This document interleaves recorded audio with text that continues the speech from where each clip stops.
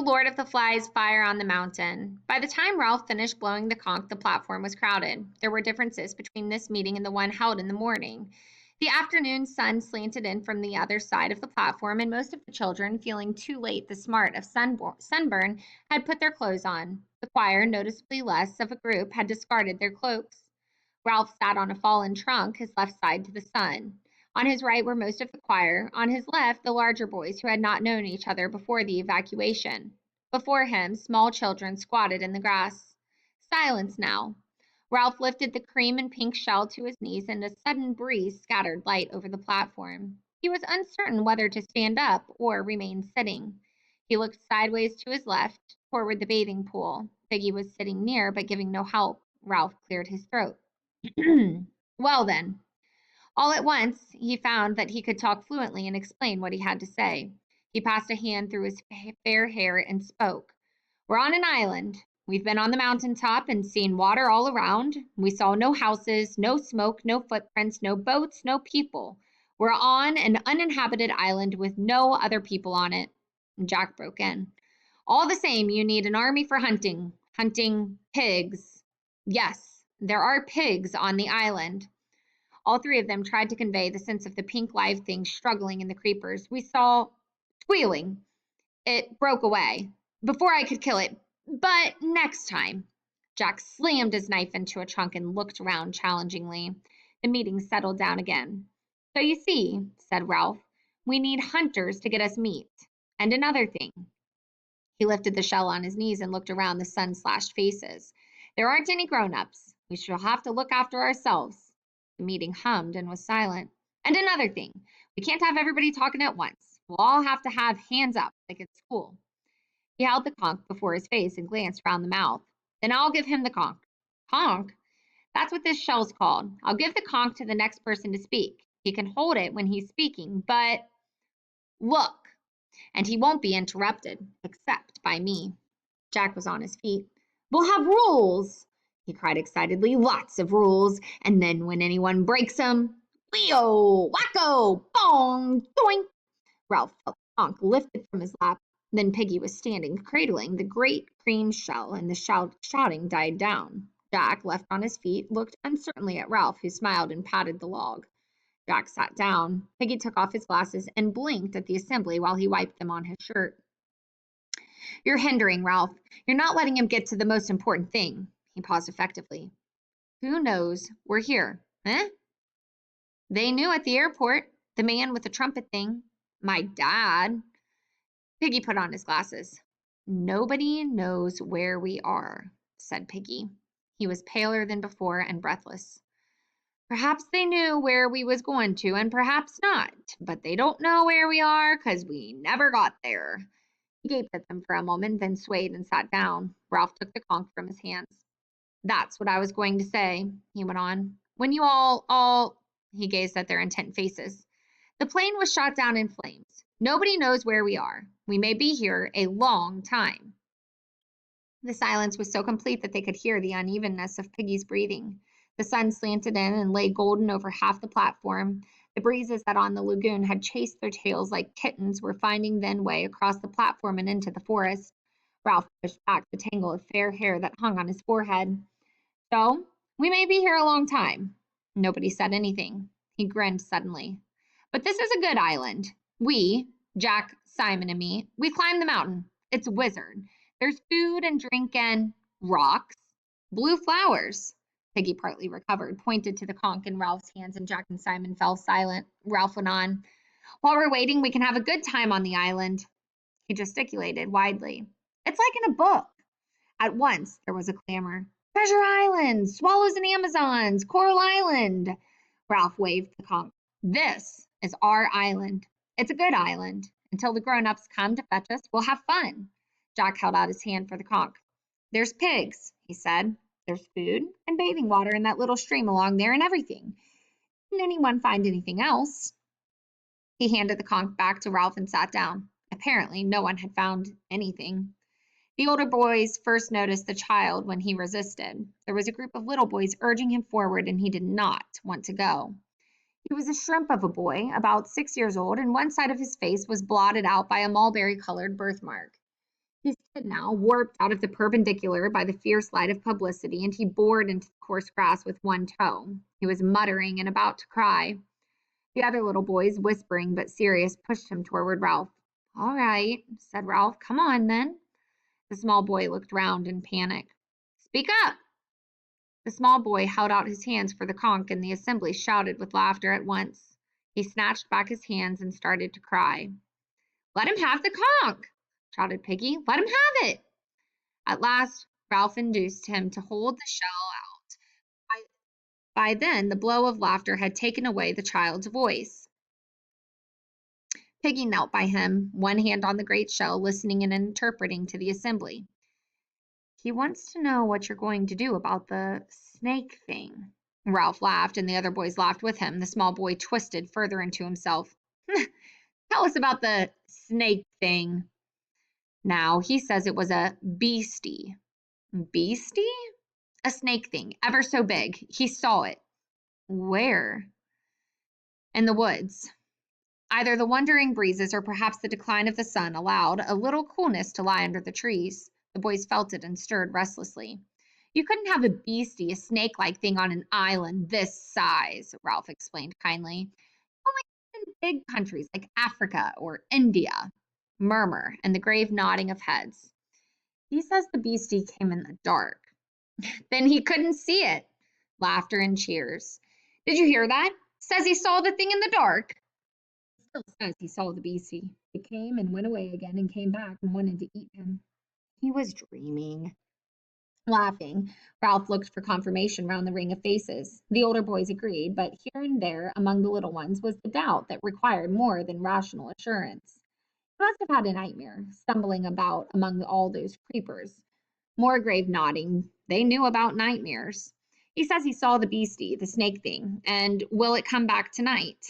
But there isn't a beastie. He said in the morning it turned into them things like ropes in the trees and hung in the branches. He says, will it come back tonight? But there isn't a beastie. There was no laughter at all now, and more grave watching. Ralph pushed both hands through his hair and looked at the little boy in mixed amusement and exasperation. Jack seized the conch. Ralph's right, of course. There isn't a snake thing, but if there was a snake, we'd hunt it and kill it. We're going to hunt pigs to get meat for everybody, and we'll look for the snake too. But there isn't a snake. We'll make sure when we go hunting. Ralph was annoyed and, for the moment, defeated. He felt himself facing something ungraspable. The eyes that looked so intently at him were without humor. But there isn't a beast. Something he had not known was there rose in him and compelled him to make the point loudly and again. But I tell you, there isn't a beast. The assembly was silent. Ralph lifted the conch again, and his good humor came back as he thought of what he had to say next. Now we come to the most important thing. I was thinking while we were climbing the mountain. He flashed a conspiratorial grin as at the other two. And on the beach just now, this is what I thought. We want to have fun, and we want to be rescued. The passionate noise of agreement from the assembly hit him like a wave, and he lost his thread. He thought again. We want to be rescued, and of course we shall be rescued. Voices babbled. The simple statement, unbacked by any proof that the weight of Ralph's new authority, brought light and happiness. He had to wave the conch before he could make them hear him. My father's in the Navy. He said there aren't any unknown islands left. He says the Queen has a big room full of maps, and all the islands on the world are drawn there. The Queen's got a picture of the island. Again came the sounds of cheerfulness and better heart.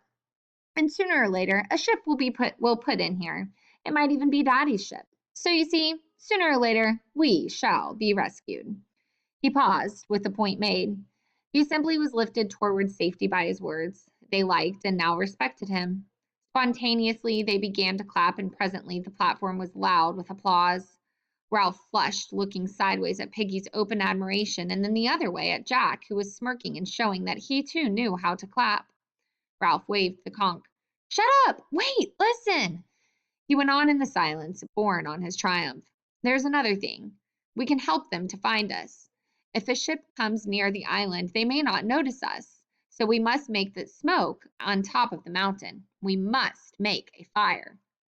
A fire! Make a fire! At once half the boys were on their feet, and Jack clamored among them, the conch forgotten. Come on, follow me! The space under the palm trees was full of noise and movement. Ralph was on his feet too, shouting for quiet, but no one heard him. All at once, the crowd swayed toward the island and was gone, following Jack. Even the tiny children went and did their best among the leaves and broken branches. Ralph was left holding the conch with no one but Piggy. Piggy's breathing was quite restored. Like kids, he said scornfully, acting like a crowd of lads. Ralph looked at him doubtfully and laid the conch on the tree trunk. I bet it's gone tea time, said Piggy. What do they think they're going to do on that mountain?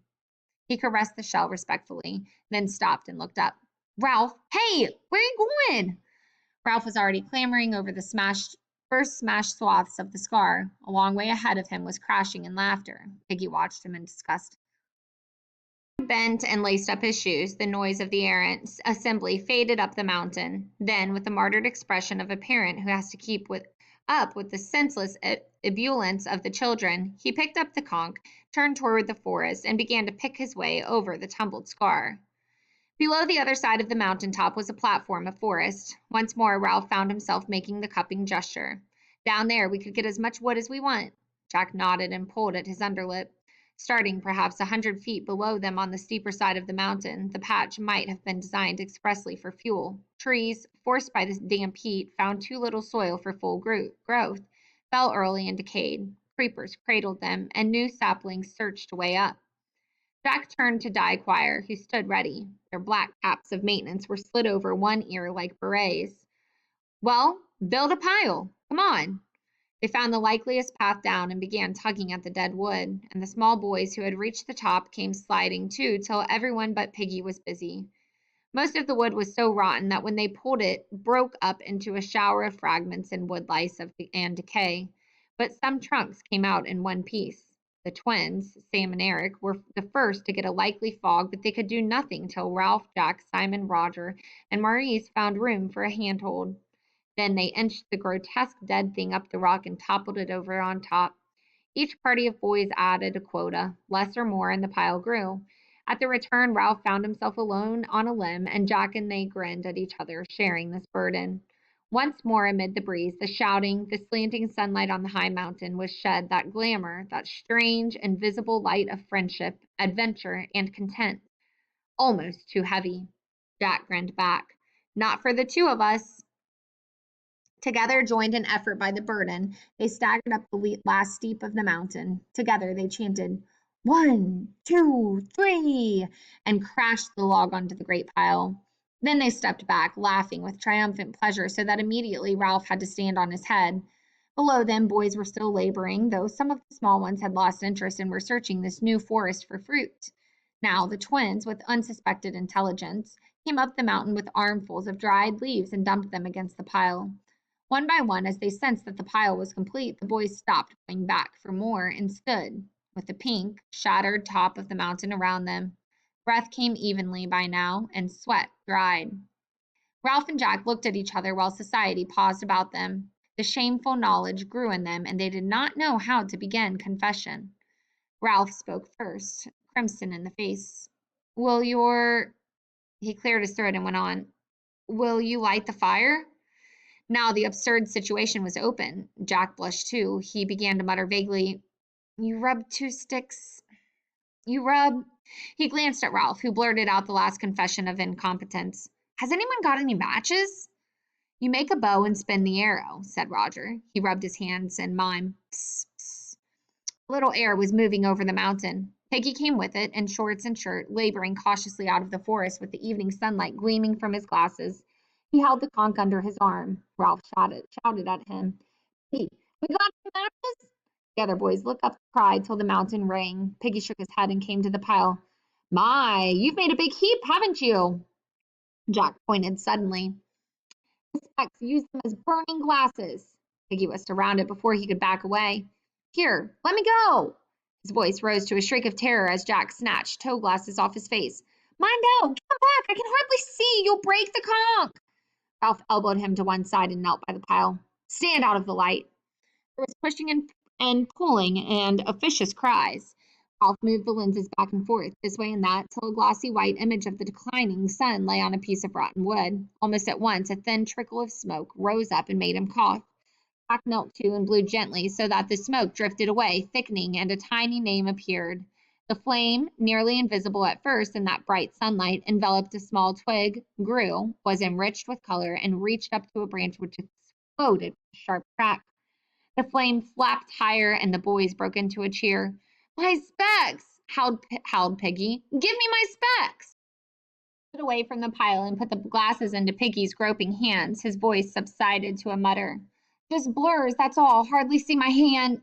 The boys were dancing. The pile was so rotten and now so tender dry that whole limbs yielded passionately to the yellow flames that poured upwards and shook a great beard of flame 20 feet in the air.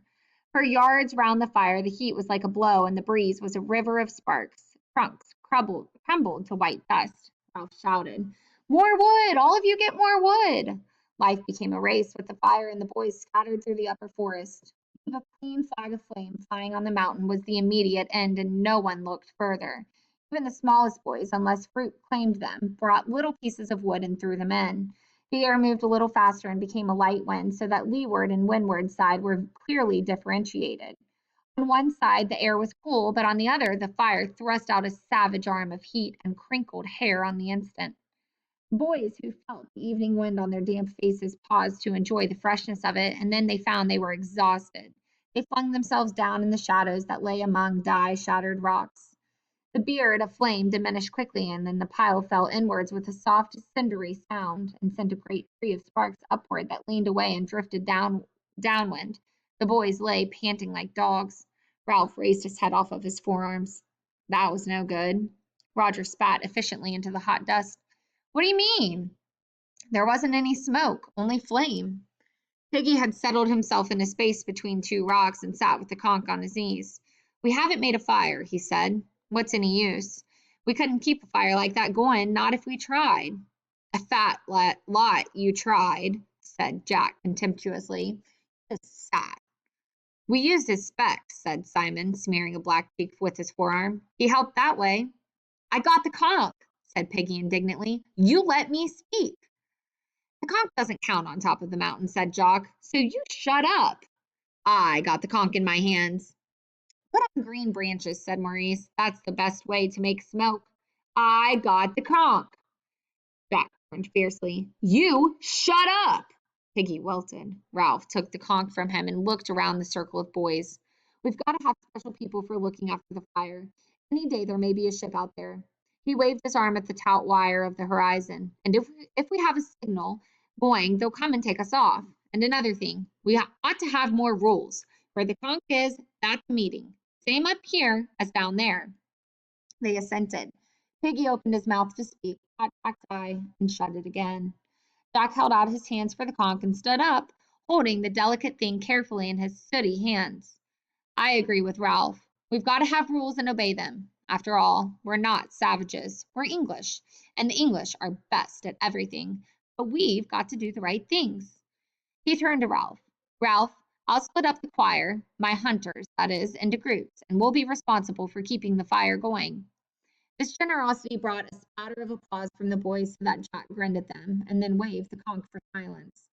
"We'll let the fire burn out now. Who would see smoke at nighttime anyway? And we can start the fire again whenever we like. Eltos, you can keep the fire going this week, and Trebles next." The assembly assented gravely. "And we'll be responsible for keeping a lookout too. If we see a ship out there," they followed the direction of his bony arm with their eyes, "we'll put green branches on. Then there will be more smoke." They gazed intently at the dense blue of the horizon as if a little silhouette might appear there at any moment. The sun in the west was a drop of burning gold that slid nearer and nearer the sill of the world. All at once they were aware of the evening as the end of light and warmth. Roger took the conch and looked round at them gloomily. "I've been watching the sea. There hasn't been the trace of a ship. Perhaps we'll never be rescued." A murmur rose and swept away. Ralph took back the conch. "I said before, we'll be rescued sometime. We've just got to wait, that's all." Daring, indignant, Piggy took the conch. "That's what I said. I said about our meetings and things, and then you said shut up." His voice lifted into the whine of virtuous recrimination.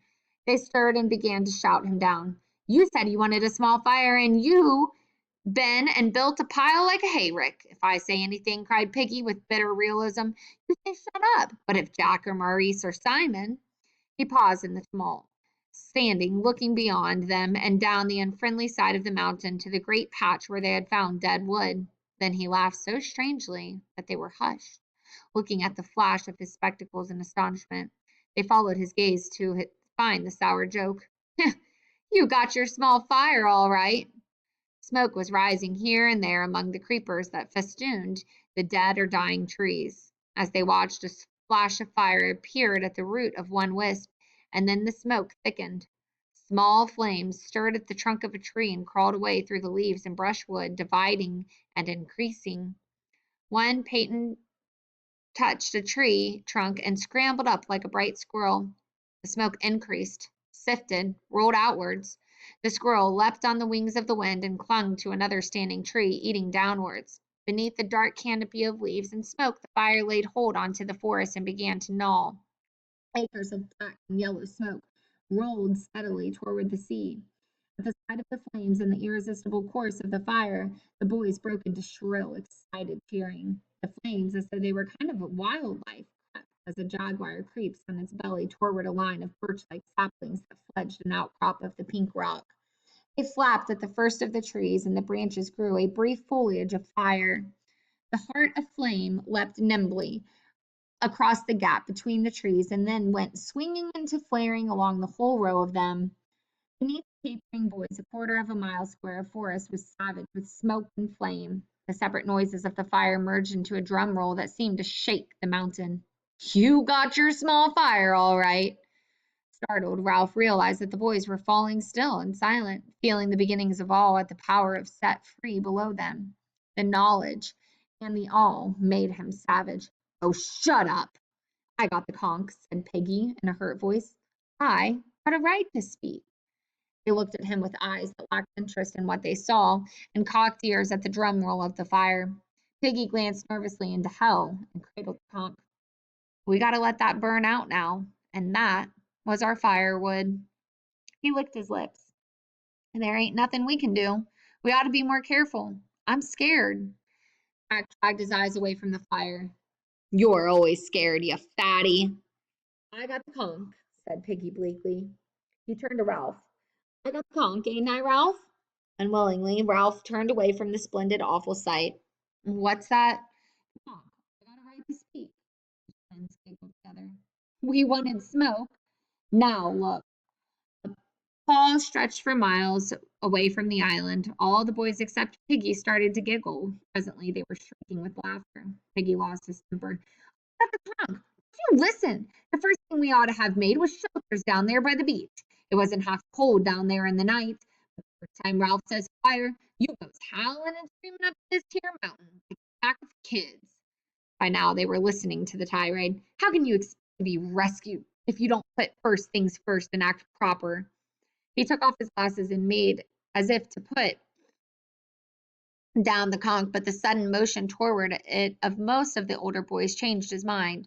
He tucked the shell under his arm and crouched back on a rock. Then, when you get here, you build a bonfire that isn't no use. Now you've been and set this whole island on fire. Won't we look funny if the whole island burns up? Crooked fruit, that's what we'll have to eat, and roast pork, and that's nothing to laugh at. You and Ralph was chief, and you don't give him time to think. Then, when he says something, you rush off, like, he paused for breath, and the fire growled at them. And that's not all. Them kids, the little uns, who took any notice of them? Who knows how many we got? Ralph took a step. Ralph took a sudden step forward. I told you to. I told you to get a list of names. How could I? Cried Peggy indignantly. All by myself. They waited for 2 minutes. Then they fell in the sea. They went into the forest. They just scattered everywhere. How was I to know which was which? Ralph licked pale lips. Then you don't know how many of us there ought to be. How could I, with them little uns running around like insects? Then, when you three came back, as soon as you said make a fire, they all ran away, and I never had a chance. That's enough, said Ralph sharply and snatched back the conch. If you didn't, you didn't. Then you come up here and pinch my specs. Jack turned on him. You shut up. And them little uns was wandering about down there where the fire is. How'd you know they still aren't there? Piggy stood up and pointed to the smoke and flames. A murmur rose among the boys and died away. Something strange was happening to Piggy, for he was gasping for breath. That little one, gasped Piggy. Him, with the mark on his face. I don't see him. Where is he now? The crowd was as silent as death. Him that talked about the snakes. He was down there. A tree exploded in the fire like a bomb. Tall swaths of creepers rose for a moment into view, agonized, and went down again. The little boys screamed at them, Snakes, snakes, look at the snakes! In the west, and unheeded, the sun lay only an inch or two above the sea. Their faces were lit redly from beneath. Piggy fell against a rock and clutched it with both hands. That little one that had a mark on his face, where is he now? I tell you, I don't see him. The boys looked at each other fearfully, unbelieving. Where is he now? Ralph muttered the reply as if in shame. Perhaps he went back to the beneath them on the unfriendly side of the mountain. The drum roll continued.